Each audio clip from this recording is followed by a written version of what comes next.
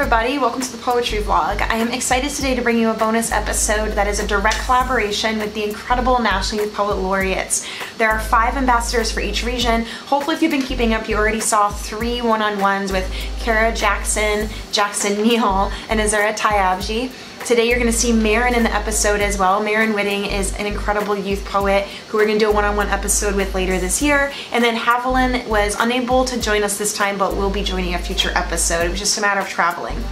This was a Zoom conference call done with them when they were all gathered because the next day they would be performing at the Library of Congress and the National Youth Poet Laureate was about to be named. It ended up being Cara Jackson, but I want to highlight something now that while this is kind of a competition, at the same time, these youth poets are going to be working together in coalition all year to organize and center arts that are also civic action. So I'm extremely privileged to be able to use the vlog platform in support of that work. I would love it if you commented, followed, did all of the things for each of these artists and young people in order to show them your explicit support for the work that they're doing. It's incredibly difficult as a young person to do that work, and we are enormously privileged that young folks are willing to do that work.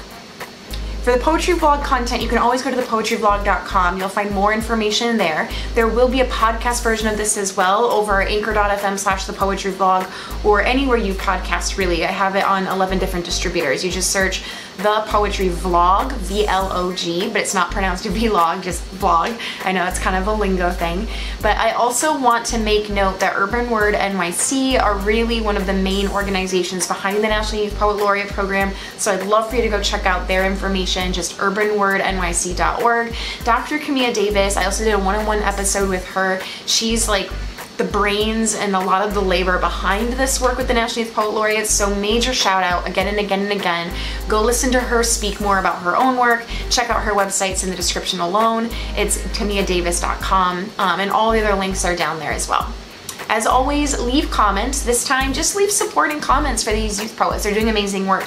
All right, I hope you enjoy this webinar. As always, reach out to me at crgrimmer@thepoetryvlog.com, and I hope that you continue to be in coalition all year, and especially during April, National Poetry Month. Enjoy.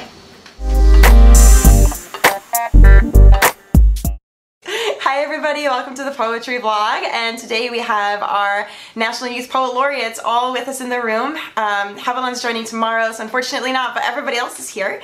And I'm excited because this one will be posted up with Urban Word because they're doing so much to support these poets and this type of work. Shout out to Dr. Camilla Davis, who's basically like the raddest scholar, teacher, activist, artist person I've met in the last 5 years, right? And she's been doing so much effort to organize all this and put it together. And shout out to the Mellon Foundation for providing equipment for the summer and making sure I don't have to teach for a month so I can get this stuff out.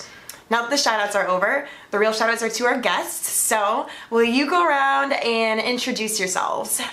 Tell us what your name is, what your pronouns are, or the pronouns you're using right now at least, right? Because it's okay if they change in life.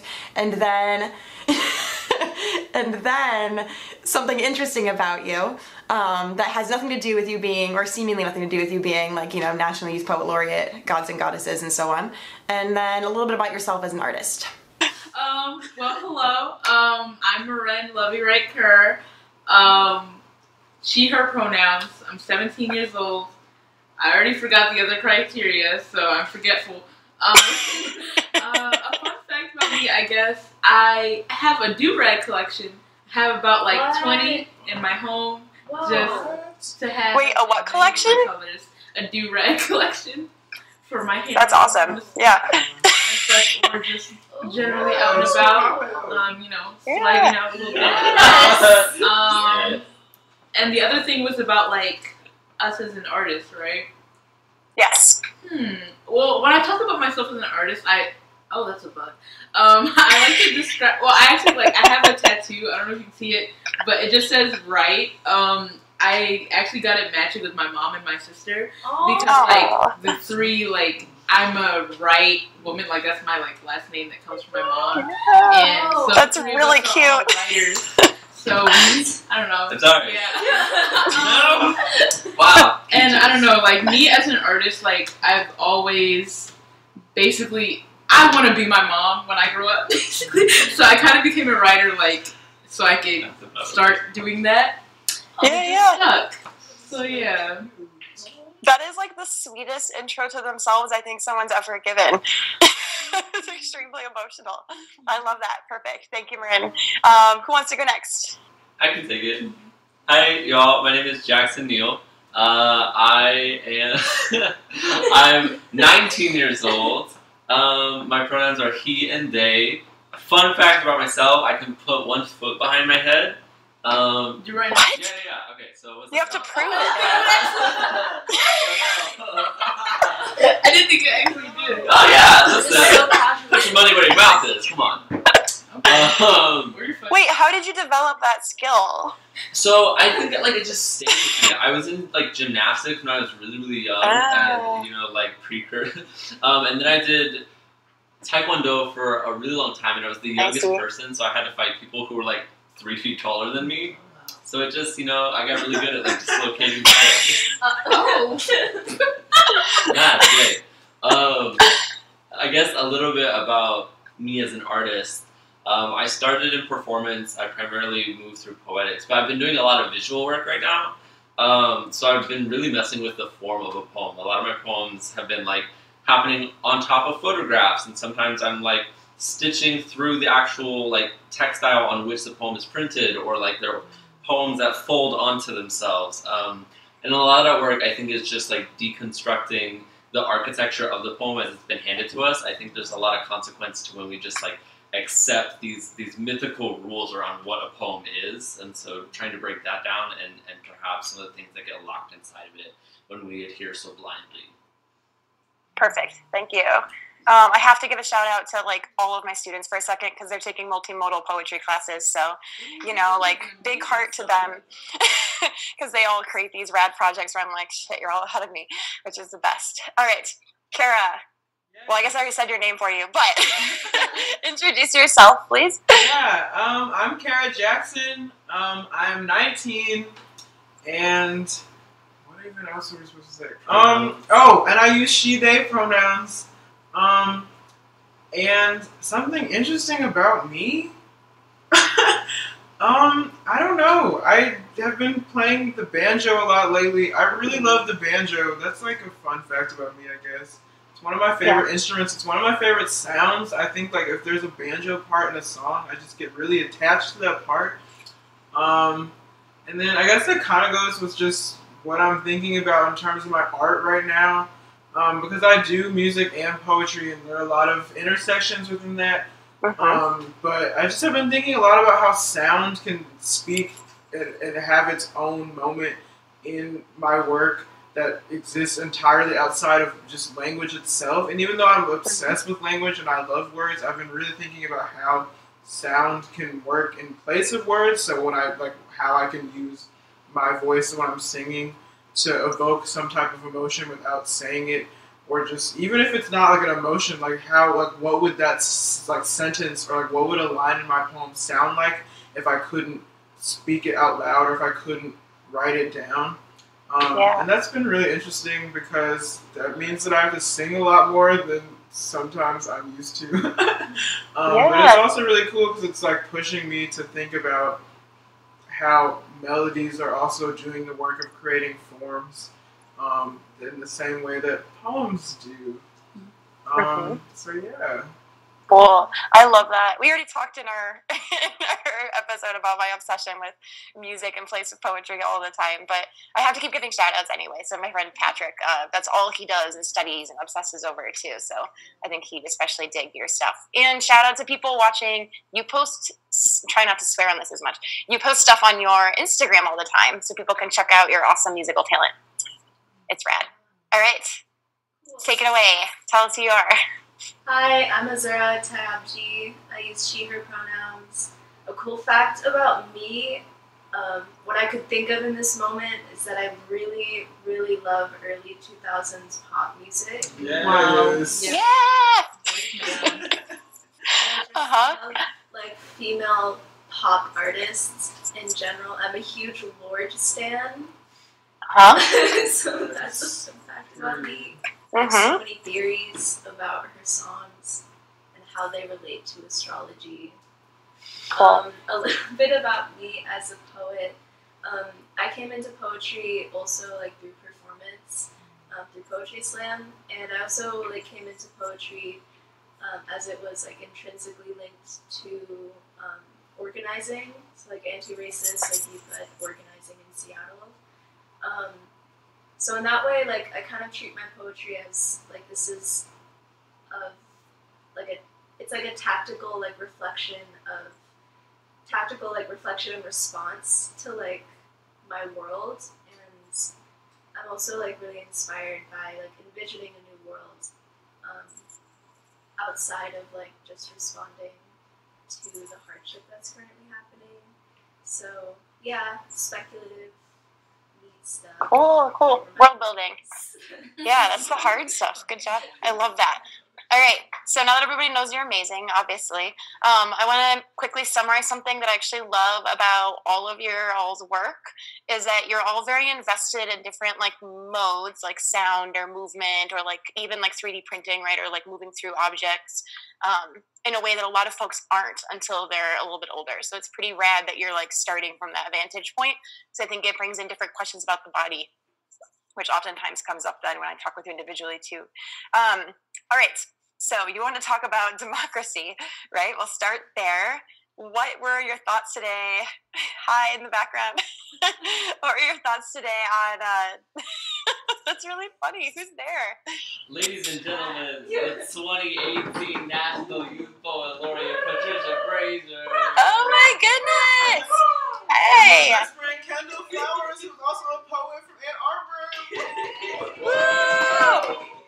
All right. Democracy. What did you want to say about that? Because that's a giant, scary word.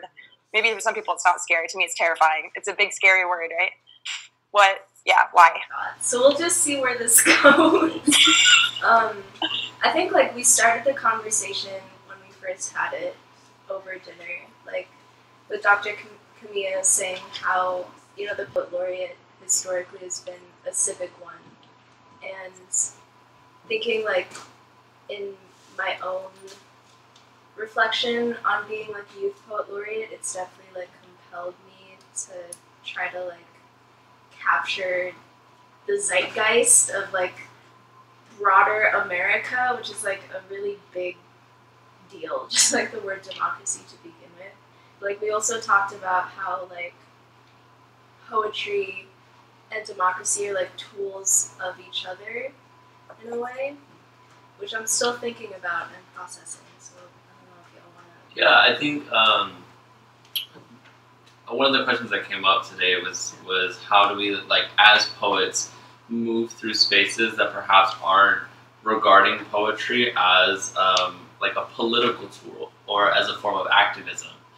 Something that came up was that a lot of times people hear poetry and they're like, okay, cool, so like you work in literary arts. And, you know, the response is always yes, but it's so much more than that. Like, poetics, the act of envisioning new and better spaces, manifests itself in a very, like, tangible form of activism. Like, yes, we're poets, but we are also the faces at the protests. We are also the ones, like, bringing folk to the polling stations. Like, poetics doesn't stop on the page, but is actually, like, integral to creating a more diverse and just democracy. I think with that also, I've been thinking about basically what you said, but also thinking about how language specifically has always been a tool to navigate freedom and like the relationship between language and literacy and freedom. Just thinking about my own lineage and what it means to be able to use your words and what it means to be able to express yourself using language. I think about somebody, like, I've been reading a lot of Phyllis Wheatley and returning to a lot of her poems, and language saved her life, and language allowed her to be visible in a way that no other poet, like, nobody had been visible in that way before her. So that's also, like, thinking about how people trivialize poetry and reduce it to some type of art form that doesn't matter when it actually does matter in terms of our livelihood and our visibility, and how language ultimately is a pathway to visibility and to freedom, and how that deals with democracy specifically, because I don't think democracy is inherently free at all.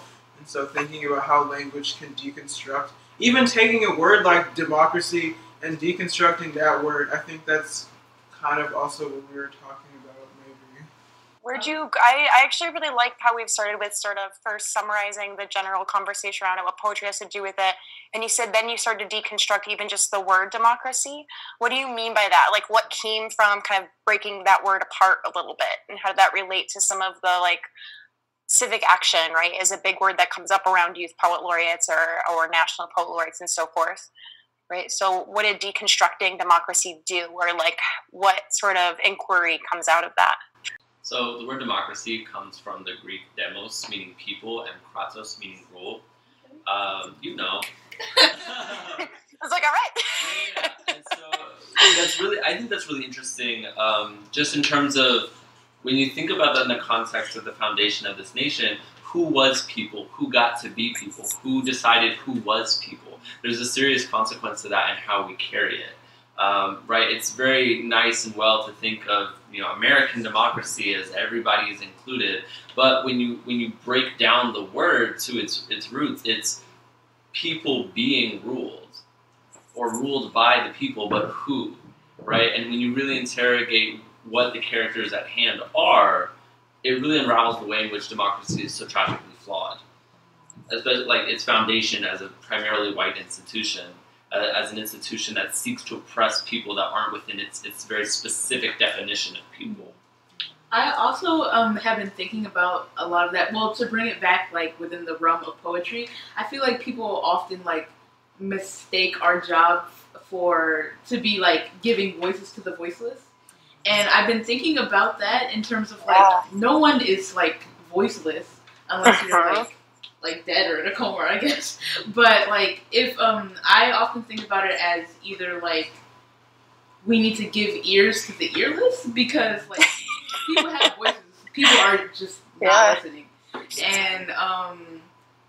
And I've been thinking about that a lot, like, in terms of, I kind of lost my train of thought.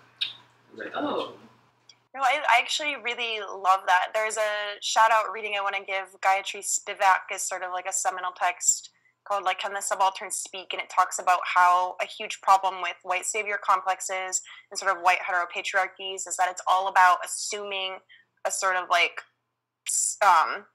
inferior stance of someone having a voice in the first place, then you swoop in and bestow a voice, or people have to represent a whole with a voice, but it just repeats that power dynamic and that violence, right? So I love that even as you're in these positions, you're already interrogating the premise that a lot of people have, like, when they enter that room with you, which is that you have to represent, or they're giving you some kind of voice that you didn't already have, which is, like, really, really violent, right? And it's rooted in deciding who's a person legally and who's not. I don't want us to stall on democracy too long, because I know that we have two other things we want to talk about. And one is the Library of Congress is where you're having to do a lot of your work. I don't know. I mean, my family is coming to this. I think I'm thinking about it from that frame, because it's also complex, because doing this work and thinking of myself as an activist and a radical person, I don't even really... Thinking about, like, my relationship with the government and these spaces and these buildings, I'm generally, not indifferent, I'm totally opposed to those spaces, and I don't really need those spaces to do the work that I want to do. But then there's also something very special about giving my family a chance to see me in a space like that, and to have that role even for a moment. I think that it's really been a matter of thinking about how to navigate through that space and what does it mean to read a poem at the Library of Congress. But then also thinking about how important it is that I even can read. Like, I think there's a lot. There's just this, like, DC is filled with so much history, and these buildings were built by slaves, and, like, my southern relatives are coming to see me. Like, my great-grandma was a sharecropper. It's like, what would it mean for her to know that I was reading at the Library of Congress? She would be really proud also, so it's like that's kind of complex in that way for me. It's just what I've been thinking about. But also I'm excited, like I'm really just happy to be around y'all and get to have that experience with you guys, because you guys are just really brilliant. I'm like, ooh, I don't have that much to say, right? Literally how I'm feeling. Like, I always, like, try and, like, think in my brain, just like, what can I say that sounds super, like, smart and poety, and it never really works out. that out. But in terms of like the Library of Congress, what I've been, I've sort of been contemplating whether or not like it's me like taking that place and then making it my own, or am I just like a guest? Right. Yeah. And it's what I've been trying to discover in terms of like what I'm ready to wear and all that, and like whether or not I want to be radical in like in terms of the stuff that I'm gonna be like reading. Yes. Yeah, I think like we talked about feeling invited in spaces of like extreme privilege, and like how I think poets in terms of like the political sphere are like, if we're thought of at all, it's like an afterthought, and that I feel like for a lot of these big organizations, whether it's like the government or like huge white run organizations in general, like poets of color, it's like it's seen as a charity almost, that like we're invited to be here. So I think it can be like really powerful to kind of switch that role and like switch that narrative tomorrow, hopefully, and like see how we can reclaim like a space that, you know, a stage that we're given. Yeah. That could not, I'll have to think about it. There's a level of like permissiveness insofar as when we come into this place, it feels like we're only allowed to come insofar as the Library of Congress allows us to be. Like you can only be this brown or this queer or this whatever, right? And so I think the challenge that all of us are kind of carrying with us into tomorrow is, how do we give that narrow margin of space that's been handed to us and just completely rupture it in any way that we can? And we had a really interesting conversation about like one side of us kind of feels like, well, I don't want to be in these like white cis heteropatriarchal spaces at all. Like, why do I need them? Why can't I just like build my own spaces and give the same level of prestige to that? Dr. Camilla kind of brought to our attention that while this may be true, the consequence of that is that if we as a diverse collective are not in those spaces, then that white cis heteropatriarchy gets to just sit and manifest in its own unchallenged, right? And continue to operate with a practice of like oppression and power that goes unchecked. But I think the challenge all of us are kind of taking is like, how do we check that tomorrow? In a way that's very much our own, not in however much they want to allow us to. And even like, should we?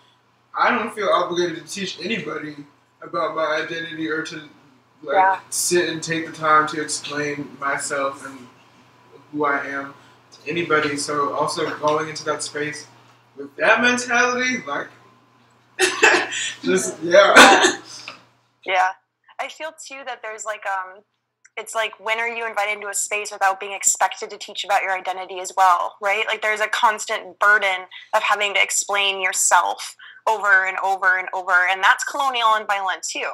It's like, can you go in that space and not have the burden of having to explain yourself for being in that space, right? Like that in its own right is kind of violent. And when are you given the privilege of talking about someone else's background, or like using what privileges you do have to kind of support people who aren't you? And when is that taken away based on not being like a white, cis, hetero, etc. person in that space, right? Yeah, because I think like as young people, it's like at least I feel this, like that we have to keep like fighting for relevancy, and like kind of any kind of opportunity thrown at us, we're expected to say yes because we're building experience and all that. But like, I love how like the narrative has been flipped to, we are abundant in and of ourselves, and like we're experts of our own experience, and that it's a gift that we're giving to an audience. And I think the stage like itself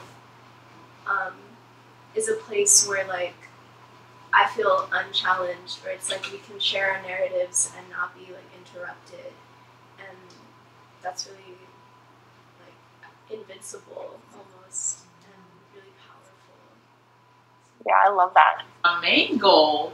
I don't know. I kind of just think I want to like network and connect with my other, well, 3, and it will be 4 soon, youth poets. I'm just really like excited to like have that that like rubber band of people that I can just help and have help me, and we can all just like bring poetry to the world together. It would be great. That's my No, I really feel that. I'm really just interested in accolades insofar as some institution says that I'm worthy or not based on these criteria. I don't really know who the judges are and how they decide who's going to be ranked, whatever. But what I do know is that in being here, in like being in this space together, we are organizing and creating a movement and recreating kind of the landscape of poetry insofar as young, diverse voices are able to be seen, and so the ability to kind of like foster that inertia and to really get the gears going on like a new space and a new like ecology for poetry to exist, that's historic. That's incredible, and I'm so excited to be a part of it. I'm just anxious, but I think I think sometimes, I don't know, just with that I'm very excited, but also anxiety is very like all-consuming. But I just think that my anxiety comes more from a place of I just don't really like competitions, and I don't like not that this is really even a competition anyway, because it's just like what you just said, you know. But I just think that in general, I just am anxious of the idea of just being so publicly like just being seen in that way, and having to be just like on stage with people I love, and people watching me. I don't know about y'all. Like sometimes when I'm performing, I'm like not trying to be performing. So I think that's important. I'm just anxious to be seen in that way, but I'm also just really excited for people to get to witness such amazing people, and I'm excited honestly for the event to be over and for us to just get to sit in that and just to have. I think that's also just why my body is like, come on, let's get this over with, so then we can just have that time. I just love the part right after the performance where it's like, yes, we did that, and now we can sit in it and actually. I don't think that I ever really processed what's going on until after. So right now my brain is like, Library of Congress. People keep on being like commencement, and I'm like, commencement. So I just think that I'm really excited for that reflection time where we can also just be like regular and just move on and just get to work, to get to the real actual work. I don't even think this is like, I think us gathering is the work. I think us being together and having conversations like this is the work. But like the Library of Congress is just a very small sliver of what we're doing, you know. So I'm just excited for that food afterwards. And We're gonna go to Bushwick. We're gonna have some fun. Yeah. Oh my gosh. Cara like hit it on the head with my intentions and like how I'm feeling also, and like I feel like all my intentions have been said already. So like we share. I love it. I'm just excited to like make friends with like these amazing people. Period. I'm excited to eat food. I'm excited to. Well, my intention is to make my family proud because I have some family coming up too. I want to feel proud of what I leave on stage. My intention is to have a photo shoot with everyone. And yeah, I'm really excited for what comes after because we have a year together as this cohort. And like I can't wait to see what we're gonna build, and I can't wait to like immerse myself in that collaboration. So I think one of the most brilliant things about this particular organization is that they've worked so hard to make sure that this isn't a competition in most ways. Like you really are like a group of young folks who are in coalition now, kind of building those types of futures, which is not the labor of youth, to be clear. Everyone needs to be building the future. But you are a group of really brilliant minds, and I love how this is organized, so you get to be in that community now all year. So I'm excited for it. I'm here to support it. I think it's going to be rad. I'm sure we've taken up 20 minutes. what else did we not get to that you're like, wait? Just be on the lookout because we are gonna look so good. I kind of just want to. You said something about being the getting the chance to be regular, and that made me think. And I was like, like you said how exceptional we are. I was like, oh, that's like really cool. But like, I also want to reinforce, I guess, the fact that I'm really average. Like, I'm just 17-year-old. I'm just here.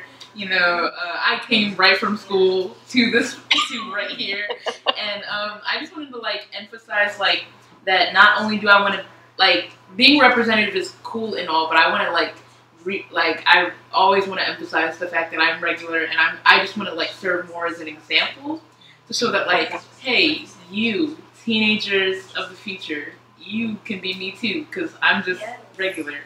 Yeah. I don't know if I explained that well, but yeah, no, I love that. It's another intention of mine.